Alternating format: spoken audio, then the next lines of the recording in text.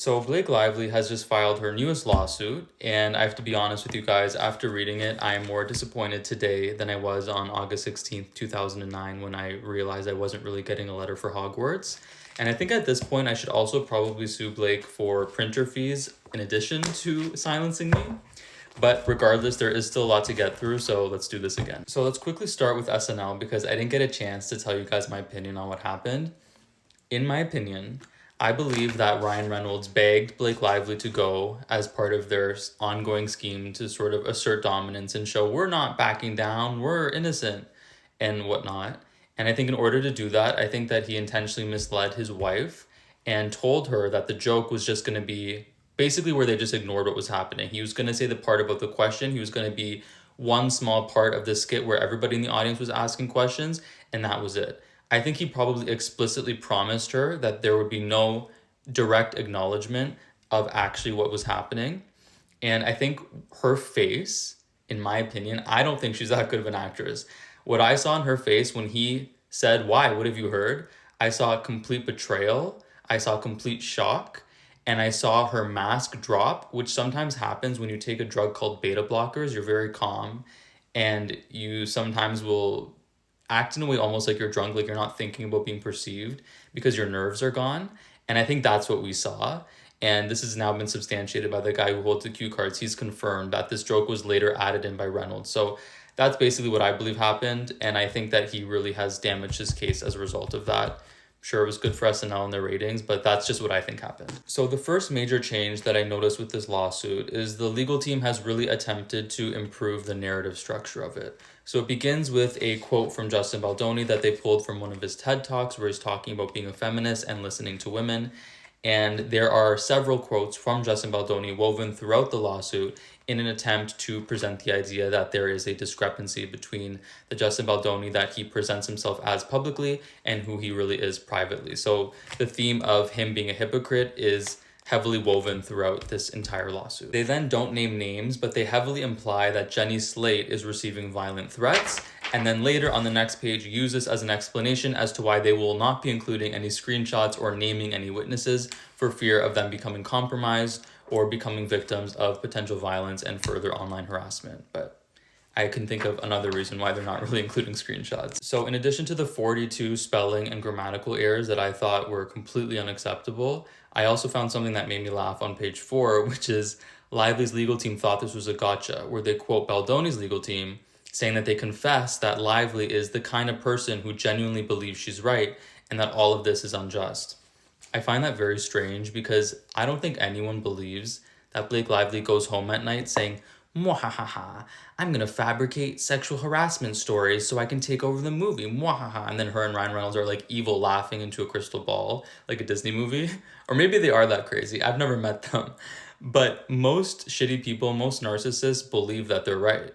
That's what makes them narcissists, is the lack of self-awareness. So I just find it funny that they inserted that quote thinking it was some kind of a gotcha. So I noticed many inconsistencies when reviewing this document. One of the first being on page 4, where Lively on May 24th allegedly messages someone that people believe was Liz Plank, but we have no confirmation of that, complaining about what was happening on set. But I remember from Baldoni's lawsuit on May 23rd, she actually messaged him praising him, so I found that to be a little bit inconsistent. But the most glaring lie that I got from all of this that I think will 100% be included in court is on page 6, when Lively's lawyers feel so strongly that they actually bolded this part.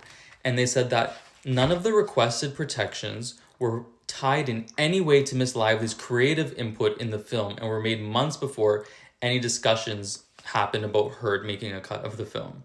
So they make it very clear that this return to work document, if you guys remember, before she returned to work after the strike, she put together this list of 17 demands that happened after this infamous meeting where Ryan Reynolds yelled at Justin Baldoni. They're saying it had nothing to do with creative input. Well, let's go back to her original complaint, okay? Let's see what they said here. So don't know if you can see, I circled it 3 times where the word creative issues was mentioned. So it says, she wants to oversee the schedule, logistics, problem solving, and creative issues. She wants to have an experienced producer added on to the original one who oversees logistics and creative issues. Point number 13. She wants someone over here, on set with overseeing the schedule, logistics, problem solving, and creative issues. Creative issues, creative issues, creative issues. You mentioned the words creative issues 3 times, and then in your newest lawsuit, you said that in bold, there was absolutely no discussion that this was purely about sexual harassment. Then why is the word creative mentioned 3 times? Obviously, that was an aspect of it. So I just don't appreciate being bold-faced lied to. And yeah, that's the definition of gaslighting. It was explicitly mentioned 3 times. And I think that is a huge mistake on the part of her legal team to say something that's just so explicitly false. So in other words, the stipulations that were needed to be met for her to return to work were not just about sexual harassment, they were also about creative issues, because that's what was literally written in the document from your own lawsuit. But I guess at this point, I shouldn't be surprised that Lively's legal team so explicitly lies about things that we have in writing, because it's exactly what they did with the subpoenas. They tried to subpoena every single text message. And then when Baldoni's legal team complained about it, they told Judge Lehman, oh, no, we are not asking for all the text messages. Yes, you did. I read the subpoenas myself, and I don't appreciate it when I read something with my own eyes and someone says that that's not true. So then after saying they're not going to name anybody in this lawsuit because it's so dangerous, they go on to specifically name someone named Angie Giannetti, who was overseeing the distribution of the film at Sony, who was the distributor.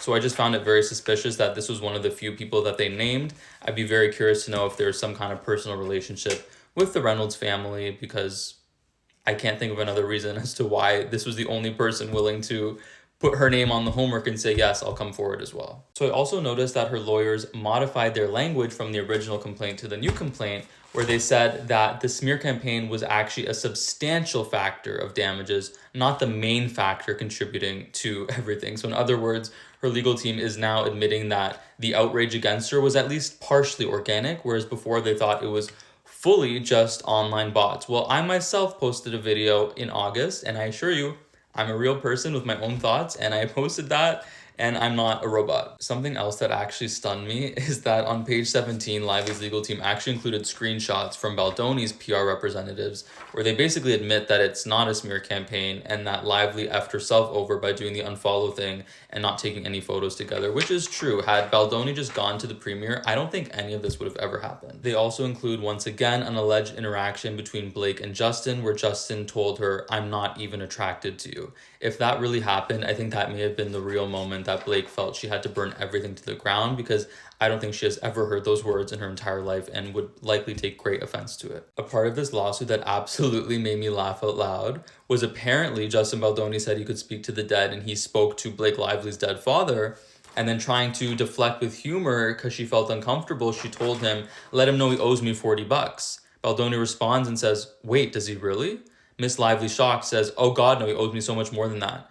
Baldoni then closed his eyes, put his hand on his heart, and said, I was leaving my apartment this morning and I reached into my pocket and there was $40 in there I did not put there. Miss Lively was deeply disturbed by this. I believe this is the first thing that Blake said that I do believe happened. So a new and very bizarre claim that I hadn't seen before is they're actually accusing Justin Baldoni of secretly recording Blake Lively and Jenny Slate on one occasion. Can someone explain to me why Justin Baldoni would need to secretly record 2 people of whom he has hours and hours worth of footage of them from set? And then the other reason I found this very weird is that in 2017, Blake Lively actually accused a makeup artist of secretly filming her and got him fired. And I haven't been able to track down who this guy is, but could Blake just think people are secretly recording her when they're like on the phone? And she's like, they're definitely taking pictures of me. One of the dumbest aspects of this lawsuit is they explicitly cite her inability to attend SNL's 50th anniversary because of her emotional state as core foundational proof that she's experienced these damages. Meanwhile, the night before this lawsuit was filed, she actually attended SNL. So anyone telling you that was a genius move on their part is completely wrong. They fully just undermined their legal case, and it will be brought up in court. Predictably, they also doubled down on their claims that that slow dancing scene we all saw was an act of sexual harassment where Baldoni was acting out of character. But because I actually read the book, I noticed on page 221, Ryle actually does the exact thing that Justin Baldoni did in character in that scene. It says, Ryle put his thumb under my chin and tilts my face up to his. So that's why you read books, kids. And lastly, she includes several screenshots of people calling her the C word, which I obviously don't approve of, but it does not prove that there's a smear campaign. Correlation does not equal causation, as we know. And I mean, I've experienced horrific comments, death threats, everything, and I don't have a Tribeca penthouse, and I don't get paid for this, so I just suffer for free.